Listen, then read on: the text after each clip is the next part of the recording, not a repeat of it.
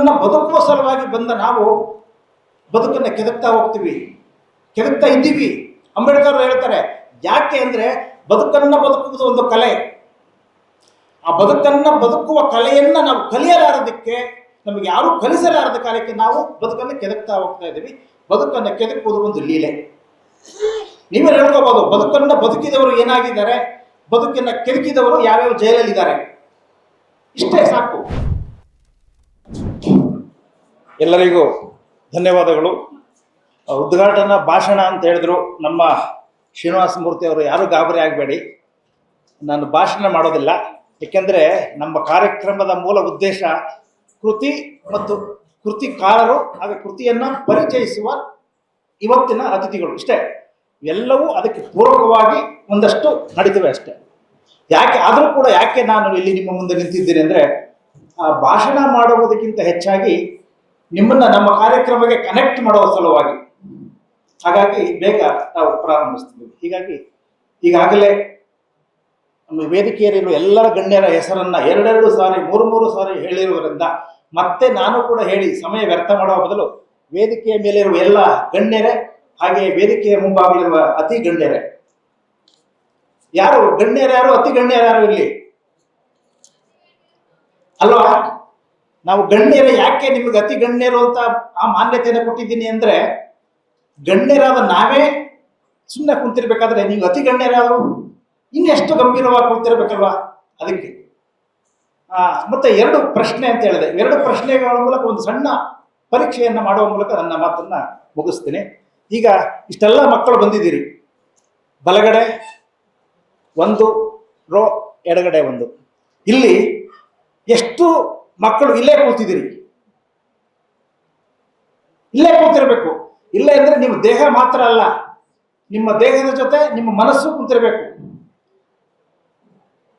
ನಿಮ್ಮ ದೇಹ ಇಲ್ಲಿ ಕುಳಿತಿದ್ದು ನಿಮ್ಮ ಮನಸ್ಸು ಇನ್ನೆಲ್ಲೋ ಇದ್ರೆ, ಕೇಳಿ, ನಿಮ್ಮ ದೇಹ ಇಲ್ಲಿ ಕುಳಿತಿದ್ದು ನಿಮ್ಮ ಮನಸ್ಸು ಇನ್ನೆಲ್ಲೋ ಇದ್ರೆ ನಮ್ಮ ಕಾರ್ಯಕ್ರಮ ಅರ್ಥ ಇಲ್ಲ ಅಲ್ವಾ?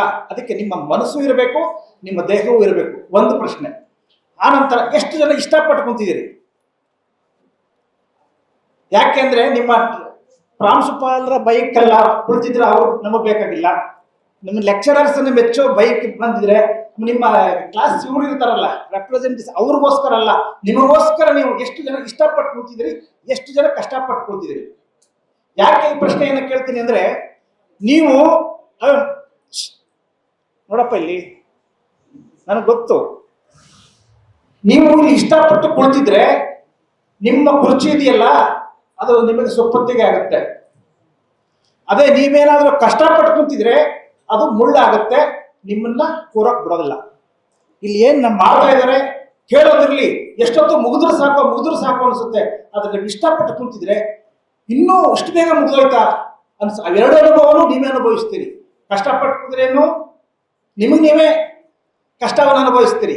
ಅದು ಇಷ್ಟಪಟ್ಟು ಕುಳಿತಿದ್ರೆ ಈ ಕಾರ್ಯಕ್ರಮದ ಆಯೋಜನೆಯ ಅರ್ಥ, ಸಾರ್ಥ ಎಲ್ಲವನ್ನೂ ನೀವು ಅನುಭವಿಸ್ತೀರಿ.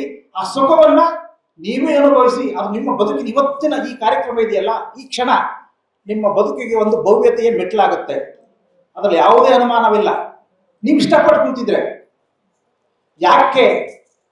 ನಿಮ್ಗೆಲ್ಲ ಕೇಳಿರ್ಬೋದಲ್ವ ಮಕ್ಕಳೇ, ಕಷ್ಟಪಟ್ಟು ಓದಿ ಅಲ್ವಾ? ನಿಮ್ಮ ಅಪ್ಪ ಅಮ್ಮನ ಮಾತಿಂದ ಬಾಯಿಂದ ಇದೇ ಮಾತು ಕೇಳಿರ್ತೀರಿ, ನಿಮ್ಮ ಗುರುಗಳ ಬಾಯಿಂದ ಇದೇ ಮಾತು ಕೇಳಿರ್ತೀರಿ. ಎಲ್ಲರೂ ಕಷ್ಟಪಟ್ಟು ಓದಬೇಕು, ಕಷ್ಟಪಟ್ಟು ಮಾಡಬೇಕು. ಆದರೆ ನಾನು ಇವತ್ತು ನಿಮ್ಗೆ ಹೇಳ್ತೀನಿ, ಅದಕ್ಕೆ ನಾನು ಬಂದಿದ್ದೀನಿ. ಕಷ್ಟ ಅನ್ನುವ ಜಾಗದಲ್ಲಿ ಇಷ್ಟ ಅನ್ನೋದನ್ನು ತುಂಬಿಕೊಳ್ಳಿ. ಇಷ್ಟೇ ನೀವು ಮಾಡಬೇಕಾಗಿರೋದು. ಕಷ್ಟವನ್ನ ಈ ಕ್ಷಣಕ್ಕೆ ನಿಮ್ಮ ಸುತ್ತ ಮನಸ್ಸಿಂದ ಅಳಿಸ್ಬಿಡಿ, ಕಣ್ಣು ಮುಚ್ಕೊಂಡು ಅಳಿಸ್ಬಿಡಿ. ಆ ಜಾಗದಲ್ಲಿ ಇಷ್ಟ ಅನ್ನೋದನ್ನ ತುಂಬಿಕೊಳ್ಳಿ, ಪೇಸ್ಟ್ ಮಾಡ್ಕೊಳ್ಳಿ. ಕಟ್ ಅಂಡ್ ಪೇಸ್ಟ್ ಅಂತ ಗೊತ್ತಲ್ಲ, ಏನೇನೋ ಕಟ್ ಅಂಡ್ ಪೇಸ್ಟ್ ಮಾಡ್ಕೊಳ್ಳೋದಲ್ಲ, ಈ ಪದವನ್ನ ಪೇಸ್ಟ್ ಮಾಡ್ಕೊಳ್ಳಿ, ಇಷ್ಟ. ಅವಾಗ ನಿಮ್ಮ ಬದುಕಿನಲ್ಲಿ ಏನೇನು ಬದಲಾವಣೆ ಆಗುತ್ತೆ, ಎಷ್ಟು ಬೆಲೆಯುಳ್ಳ ಬದುಕಾಗುತ್ತೆ, ನಿಮ್ಮದಾಗುತ್ತೆ ಅನ್ನೋದನ್ನ ನೋಡ್ಬೇಕು. ಯಾಕಂದ್ರೆ ಒಂದು ಸೂಕ್ಷ್ಮತೆ, ನೀವು ಇಲ್ಲಿ ಈ ಚೇರ್ನಲ್ಲಿ ಎದ್ದು ಹೋಗೋವರೆಗೂ ಇನ್ನೊಬ್ರು ಕುತ್ಕೊಳ್ಳೋಕ್ಕಾಗದಲ್ವಾ? ಒಬ್ಬರೇ ಕುಳಿತುಕೊಳ್ಳೋದು ಎದ್ದು. ಹಾಗೆ ನಿಮ್ಮ ಬದುಕಿನಲ್ಲಿ ಆ ಕಷ್ಟ ಅನ್ನೋದು ನಿಮ್ಮ ಆವರಿಸ್ಕೊಂಡ್ಬಿಟ್ರೆ ಇಷ್ಟ ಅನ್ನೋದು ಎಲ್ಲಿ ಬರುತ್ತೆ ಅಲ್ವಾ? ಬರುತ್ತಾ? ಅದನ್ನು ಕಳಿಸ್ಬೇಕು. ಹೇಗೆ ನೀವು ಹೋಗೋಬರೋ ಇನ್ನೊಬ್ಬರು ನಿಮ್ಮ ಚೇರ್ಲ ಕೂರಕ್ಕಾಗೋದಿಲ್ವೋ ಆ ರೀತಿ ನಿಮ್ಮಲ್ಲೇ ನಿಮಗೆ ಗೊತ್ತಿಲ್ಲದಾಗೆ ನಿಮ್ಮನ್ನು ಹಿಡಿದಿಟ್ಕೊಂಡಿರುವ, ಆಕ್ರಮಿಸಿಕೊಂಡಿರುವ, ಆವರಿಸಿಕೊಂಡಿರುವ ಆ ಕಷ್ಟ ಅನ್ನೋ ಪದವನ್ನು ಕಿತ್ತೆಸಿರಿ. ಇವತ್ತಿನಿಂದ ಇಷ್ಟ ಅನ್ನೋ ಪದ ನಿಮಗೆ ಬರುತ್ತೆ. ಯಾಕೆ ಅಂದ್ರೆ ಈ ಕಾರ್ಯಕ್ರಮವನ್ನ, ಇದು 17ನೇ ಕಾರ್ಯಕ್ರಮ. ಈಗ ಎಲ್ಲ ಹೇಳಿದ್ದಾರೆ ನಮ್ಮ ಪುಸ್ತಕ ಪ್ರಾಧಿಕಾರದ್ದು.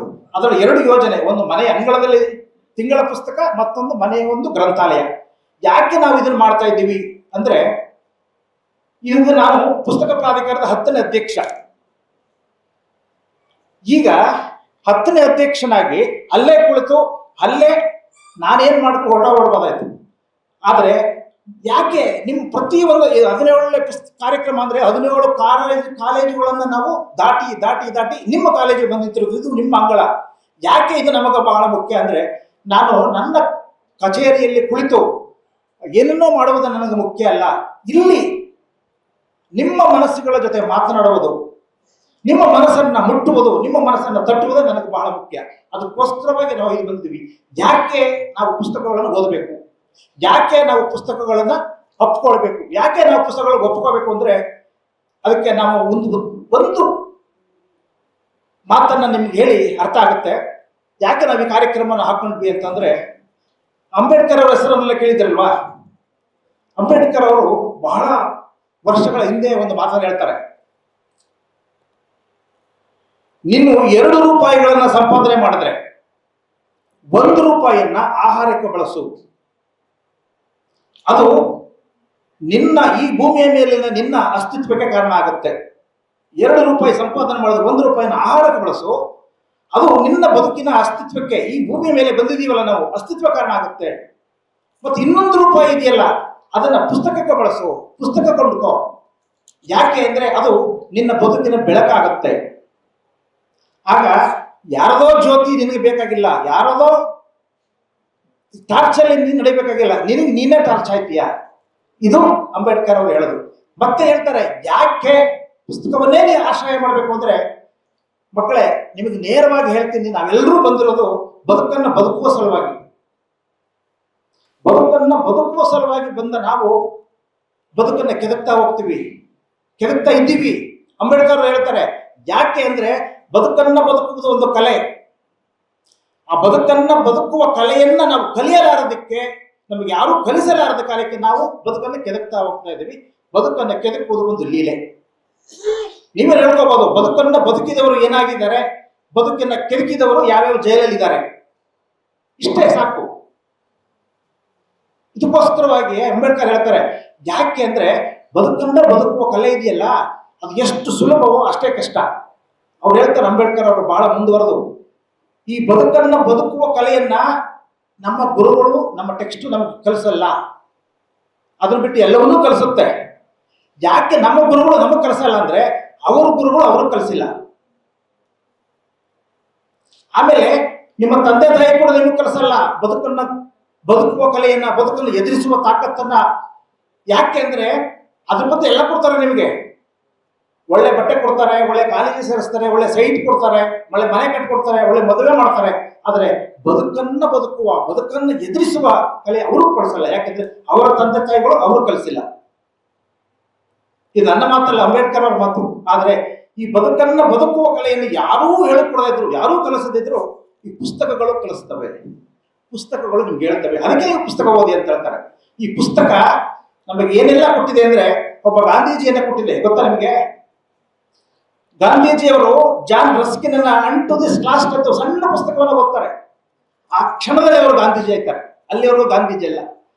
ಒಬ್ಬ ಸಮುದ್ರದಲ್ಲಿ ಒಬ್ಬ ನೀಡಿದ್ದ ಹುಡುಗ ನಮ್ಮ ರಾಷ್ಟ್ರಪತಿ ಆಯ್ತಾರೆ. ಇಡೀ ಜಗತ್ತಿಗೆ ಕ್ಷಿಪಣಿ ವಿಜ್ಞಾನಿ ಆಯ್ತಾರೆ.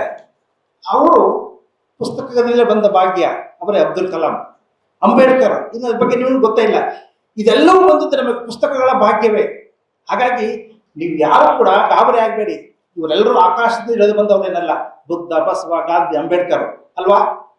ನಿಮ್ಮ ಹಾಗೆಯೇ ಪಾಪ ಅವರು ನಿಮ್ಮಂತ ಕಾಲೇಜು ಇರಲಿಲ್ಲ. ನೀವು ಇಲ್ಲಿ ಅಷ್ಟು ಆರಾಮಾಗಿ ಕೂತಿದ್ದೀರಿ. ನಮಗೆ ಇಂಥ ಚೇರು ಕೂತ್ಕೊಳ್ಳೋದಿರ್ಲಿಲ್ಲ, ನೆಲದಲ್ಲಿ ಕೂತು ಓದೋರು ನಾವು. ನೀವೆಷ್ಟು ಪುಣ್ಯವಂತರಲ್ವಾ? ಅದಕ್ಕೆ ನಾನು ಎಲ್ಲರಲ್ಲೂ ನೀವು ತಿಳ್ಕೊಂಡಿರ್ಬೋದು, ನೀವೆಲ್ಲ ವಿದ್ಯಾರ್ಥಿಗಳು ಅಂತ. ನಮಗೆ ನೀವು ವಿದ್ಯಾರ್ಥಿಗಳಲ್ಲ.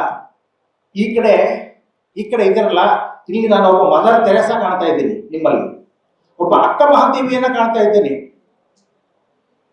ಅಲ್ಲಿ ಒಬ್ಬ ಅಬ್ದುಲ್ ಕಲಾಂ ಅವರು ಕಾಣ್ತಾ ಇದ್ದೀನಿ, ಒಬ್ಬ ಕ್ರಾಂತಿವೀರ ಸಂಗೊಳ್ಳಿ ರಾಯಣ್ಣ ನನಗೆ ನೋಡ್ತಾ ಇದ್ದೀನಿ ನಾನು. ಅದೆಲ್ಲವೂ ನಿಮ್ಮ ಚೈತನ್ಯದಿದೆ.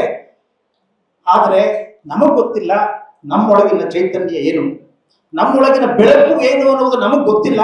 ಅದಕ್ಕೋಸ್ಕರವಾಗಿ ನಾವು ಕಷ್ಟಪಡ್ತಾ ಇದ್ದೀವಿ. ಅದಕ್ಕೆ ಹೇಳಿದ್ದು, ಕಷ್ಟಪಡುವ ಜಾಗದಲ್ಲಿ ಇಷ್ಟಪಡಿ. ನಾಳೆಯಿಂದ ನೀವು 5 ಗಂಟೆಗೆ ಹೇಳಿ ಅಂತ ನಿಮ್ಮ ಅಪ್ಪ ಅಮ್ಮ ಹೇಳ್ಬೇಕಾಗಿಲ್ಲ. ನೀವು ಇಷ್ಟಪಟ್ಟಿರ್ತಾರಲ್ಲ, ನಿಮ್ಮ ಸುತ್ತ ಮನಸ್ಸನ್ನು ಹೇಳಿಸ್ಬಿಡುತ್ತೆ. ನೀವು ಇಷ್ಟಪಟ್ಟು ಕುಳಿತುಕೊಳ್ಳಿ ಕಾಲೇಜಲ್ಲಿ ಲೆಕ್ಚರರ್ಸ್ಗೆ, ನೀವು ಪಾಠ ಮಾಡಿ ಅಂತ ನೀವು ಲೆಕ್ಚರರ್ಸ್ಗೆ ಹೇಳ್ಬೇಕಾಗಿಲ್ಲ. ಇದು ಮನಸ್ಸಿನ ಕನೆಕ್ಷನ್. ಅಯ್ಯೋ, ನನ್ನ ಮಕ್ಕಳು ಇಷ್ಟಪಟ್ಟಿದ್ದಾರಲ್ಲ, ಒಂದನ್ನು ಹೇಳಬೇಕಾ ಅಂತ ಬಂದ ಗುರುಗಳು 9 ಹೇಳ್ತಾರೆ. ಆದ್ರೆ ನೀವು ಕಷ್ಟಪಟ್ಟು ಆ ಕಡೆ ಈ ಕಡೆ ಮೊಬೈಲ್ ತಿರುಗಿ ನೋಡ್ತಾ ಇದ್ರೆ ಅವ್ರಿಗೆ ಏನ್ ಹೇಳ್ಬೇಕು ಹೇಳಿದ್ರು ಅತ್ಯಂತ ಪ್ರಿಪರೇಷನ್ ಮಾಡ್ಕೊಂಡು ಬಂದ್ರು ಮರ್ತೋಗುತ್ತೆ. ಯಾಕಂದ್ರೆ ನೀವು ಕಷ್ಟಪಡ್ತಿರ್ತಿರಲ್ಲ, ನಿಮ್ಮ ಕಷ್ಟ ಅವ್ರ ಕಷ್ಟ ಆಗ್ಬಿಡುತ್ತೆ ಅಲ್ವಾ. ಅದಕ್ಕೋಸ್ಕರ ಇವತ್ತಿಂದ ತಿಳ್ಕೊಳ್ಳಿ, ಪ್ರತಿಯೊಂದನ್ನು ಇಷ್ಟಪಡಿ. ನೀವು ಏನು ಈ ಕುಳಿತುಕೊಳ್ಳೋ ಚೇರನ್ನು ಇಷ್ಟಪಡಿ. ನೀವು ಆ ಚೇರ್ ಒಂದು ಥ್ಯಾಂಕ್ಸ್ ಹೇಳಿ ಸಾಕು. ಇಂಥ ಒಂದು ಕಾಲೇಜ್ ನನಗಿದೆಯಲ್ಲ, ಈ ಕಾಲೇಜಿಗೆ ಥ್ಯಾಂಕ್ಸ್ ಹೇಳಿ, ಈ ಗುರುಗಳಿಗೂ ಥ್ಯಾಂಕ್ಸ್ ಹೇಳಿ, ನಿಮ್ಮ ಅಪ್ಪ ಅಮ್ಮನಿಗೂ ಥ್ಯಾಂಕ್ಸ್ ಹೇಳಿ. ನಿಮ್ಮ ಅಪ್ಪ ಅಮ್ಮನಿಗೆ ನೀವು ಏನು ಕೊಡಬೇಕಾಗಿಲ್ಲ. ಲಕ್ಷ ಸಂಬಳ ಕೊಟ್ಟರೆ ನಿಮ್ಗೆ ಅವ್ರು ಇಷ್ಟ ಆಗಲ್ಲ. ನಿಮಗೆ ನಿಮ್ಮ ಒಂದು ಗುಣ, ಅವರು ಒಂದು ಥ್ಯಾಂಕ್ಸ್ ಹೇಳಿ ಸಾಕು. ಅದನ್ನ ಹೇಳಿ ನಿಮ್ಮ ಬದುಕು ಭವ್ಯವಾಗುತ್ತೆ. ನಿಮ್ಮ ಅಪ್ಪ ಅಮ್ಮನಿಗೆ ಆಮೇಲೆ ಲಕ್ಷ ಸಂಬಳ ತೆಗೆದುಕೊಡ್ತೀರೋ ಗೊತ್ತಿಲ್ಲ, ಆದ್ರೆ ಈಗ ನಿಮ್ಮ ಅಪ್ಪ ಅಮ್ಮನ ಮನಸ್ಸನ್ನು ಗೆಲ್ಲುವ, ಅವರ ಹೃದಯಕ್ಕೆ ನೀವು ಹತ್ತಿರವಾಗುವ ಒಂದು ಟಾಸ್ಕ್ ಅನ್ನು ನಿಮಗೆ ಕೊಡ್ತೀನಿ. ಅದು ಗಂಡಾಗಿರ್ಲಿ ಹೆಣ್ಣಾಗಿರ್ಲಿ, ಅದೊಂದನ್ನು ಮಾಡಿ ಸಾಕು. ನಾಳೆಯಿಂದಲೇ ನಿಮ್ಮ ಬದುಕು ಭವ್ಯ ಆಗದೇ ಇದ್ರೆ ನನಗೆ ಕೇಳಿ. ಆದ್ರೆ ಇಷ್ಟಲ್ಲೂ ಕೂಡ ಎಲ್ಲರಿಗೂ ನಾನು ತಟ್ತೀನಿ ಅಂತ ನನಗೂ ಈಗಲೂ ನಂಬಿಕೆ ಇಲ್ಲ. ಆದರೆ ಒಂದಷ್ಟು ಮಕ್ಕಳಿಗಾದರೂ ನಾನು ತಟ್ಟಿದ್ರೆ ಅಷ್ಟು ನಮ್ಮ ಸಾರ್ಥಕ ಆಗುತ್ತೆ. ಯಾಕಂದ್ರೆ ಇಲ್ಲೂ ಗೊತ್ತು, ನಾವೇನೋ ಹೇಳಿದ್ರೆ ಏನೋ ಹೇಳ್ತಾ ಇರೋರು ಇದ್ದಾರೆ, ಅದು ಒಂದಷ್ಟು ಮಕ್ಕಳು ಇದ್ದಾರೆ ಕೇಳುವಂಥವ್ರು. ಹಂಗೆಲ್ಲ ಕೇಳ್ಕೊಂಡು ಬಂದಿದ್ದಕ್ಕೆ ನಾವು ಇಲ್ಲಿ ನಿಂತಿರೋದು ಅಲ್ವಾ. ಯಾಕೆ ಗೊತ್ತಾ, ನೀವು ಲಕ್ಷ ಸಂಬಳ ತೆಗೆದು ಆಮೇಲೆ ಏನಾದ್ರು ಹಾಕೊಳ್ಳಿ, ನಾಳೆಯಿಂದ ನೀವು ಊಟ ಮಾಡಿದ ತಟ್ಟೆಯನ್ನು ನೀವೇ ತೊಳಿಬೇಕು, ನೀವು ಕುಡಿದ ಗ್ಲಾಸ್ ಅನ್ನು ನೀವೇ ತೊಳಿಬೇಕು. ಅದು ಗಂಡಾಗಿರ್ಲಿ ಹೆಣ್ಣಾಗಿರ್ಲಿ, ಆ ಕೆಲಸವನ್ನ ತುಂಬಾ ಎಷ್ಟು ಬಿಟ್ಟು ಅಮ್ಮ ನಾನು ಬರ್ತಾ ಇದ್ದೀನಲ್ಲ, ನೀವು ಕುಡಿದ ಗ್ಲಾಸ್ ಅನ್ನ ತೊಳೆದು ಅಲ್ಗಿಡಿ, ನೀವು ತಿಂದ ತಟ್ಟೆಯನ್ನ ತೊಳೆದ್ಬಿಟ್ಟು ಅಲ್ಗಿಡಿ. ಆಗ ನೋಡಿ ನಿಮ್ಮ ಅಪ್ಪ ಅಮ್ಮ ಪಡುವ ಸಂತಸವನ್ನ, ನಿಮ್ಮ ಬಗ್ಗೆ ಅಯ್ಯೋ ನನ್ನ ಮಗಳೇ ನನ್ನ ದೇವತೆ ಅನ್ಕೊಳ್ತಾರೆ. ಅವರು ಧರ್ಮಸ್ಥಳಕ್ಕೆ ಹೋಗಲ್ಲ, ನಿಮ್ಮಲ್ಲಿ ದೇವತೆ ಕಾಣ್ತಾರೆ. ಮಂತ್ರಾಲಯಕ್ಕೆ ಹೋಗಲ್ಲ, ನಿಮ್ಮಲ್ಲಿ ರಾಘವೇಂದ್ರನ ಕಾಣ್ತಾರೆ. ನೀವು ಆ ಗುಣವನ್ನ ಮಾಡಿ ಇವತ್ತಿಂದ ಚಾಲೆಂಜ್ ಮಾಡಿ, ಶುರು ಮಾಡಿ. ಈ ಕ್ಷಣದಿಂದಲೇ ನಿಮ್ಮ ಬದುಕು ಭವ್ಯವಾಗುತ್ತೆ. ಅಂತ ಭವ್ಯತೆಯ ಬದುಕನ್ನ ನಿಮಗೆ ಕೊಡಬೇಕು ಅನ್ನೋದೇ ನಮ್ಮ ಇಂತಹ ಕಾರ್ಯಕ್ರಮಗಳು. ಆ ಹಂತದಲ್ಲಿ ಇವತ್ತಿನ ಈ ಯಾತ್ರೆ ನಿಮ್ಮ ಜೊತೆಗೆ ಬಂದು ನಿಂತಿದೆ. ಈಗ ನೀವು ಕೇಳಿಸ್ಕೊಳ್ಳಿ, ಗಮನ ಬಿಟ್ಟು ಕೇಳಿಸ್ಕೊಳ್ಳಿ, ನಿಮ್ಮ ಬದುಕಿನಲ್ಲಿ ಬೆಳಕಾಗುತ್ತೆ. ಎಲ್ಲರಿಗೂ ಧನ್ಯವಾದಗಳು.